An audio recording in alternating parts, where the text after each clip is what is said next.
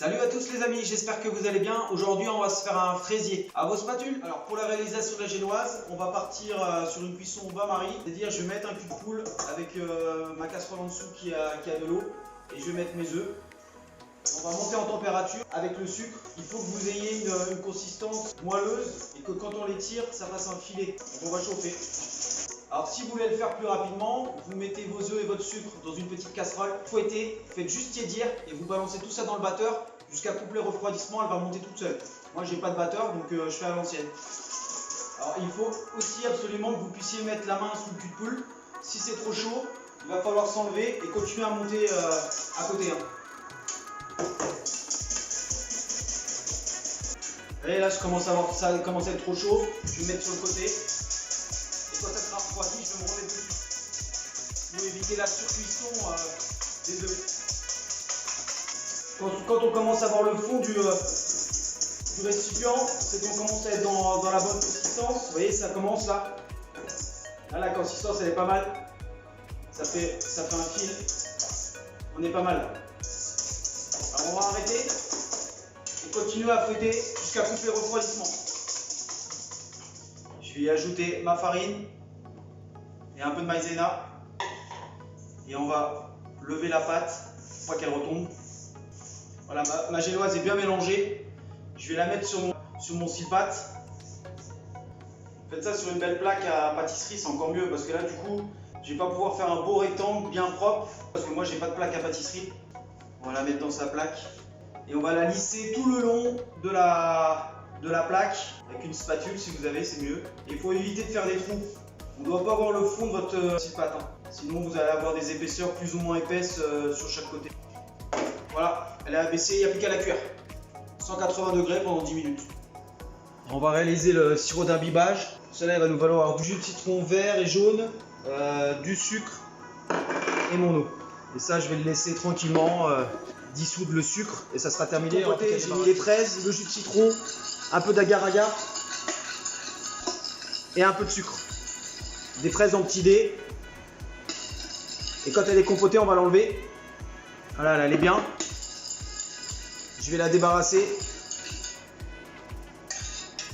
Voilà, le biscuit est cuit. Vous avez vu là sur les côtés, c'est un peu trop cuit. Il faut qu'on ait la couleur moelleuse là au milieu. Et comme j'avais pas une bonne spatule pour bien lisser, du coup ici c'est plus dur et là c'est plus moelleux. Donc il faut vraiment bien lisser et que vous ayez une hauteur identique partout. On va la retourner et faire nos petits cercles. On va monter notre crème fraîche avec la mascarpone.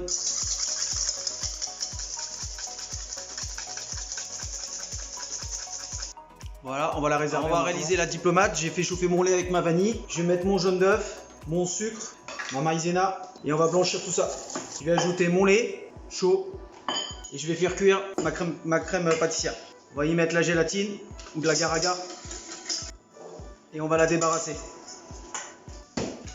On va y ajouter une noisette de beurre dessus et on va laisser refroidir tout ça.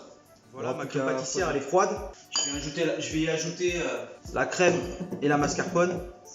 Je vais en mettre un tout petit peu pour l'habituer et puis on va lui mettre tout le reste. On essaye de ne pas la faire tomber et après on va la laisser tranquillement durcir, que la gélatine fasse son effet ou l'agar-agar et après on la mettra en poche, il n'y aura plus qu'à faire le montage.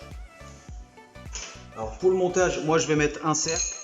J'ai mis un rhodoïde autour, c'est une feuille de papier bien spécifique qui permet de ne pas coller au gâteau. Si vous n'en avez pas, vous mettez du papier sulfurisé. Je vais y mettre ma génoise. Alors j'ai laissé un écart d'à peu près 1 cm et je vais l'imbiber. Et là je vais prendre mes fraises que j'ai coupées en deux et je vais mettre la partie intérieure. Alors intérieur ou extérieur, c'est vous qui voyez. En général c'est souvent l'intérieur vers l'extérieur.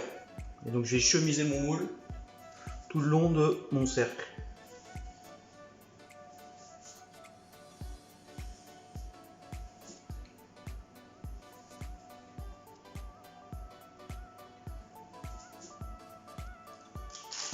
Voilà, la crème elle est prête, on va la débarrasser. Et on va remplir sur les côtés de chaque fraise. On va mettre de la compotée de fraises qu'on avait fait tout à l'heure. On va remettre de la génoise. On va imbiber. Et on va y mettre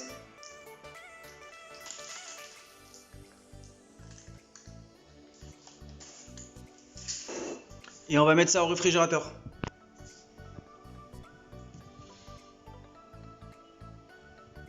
La recette du fraisier est terminée, j'espère que ça vous a plu, je vous souhaite une bonne fin de journée et je vous dis à bientôt. Salut les amis!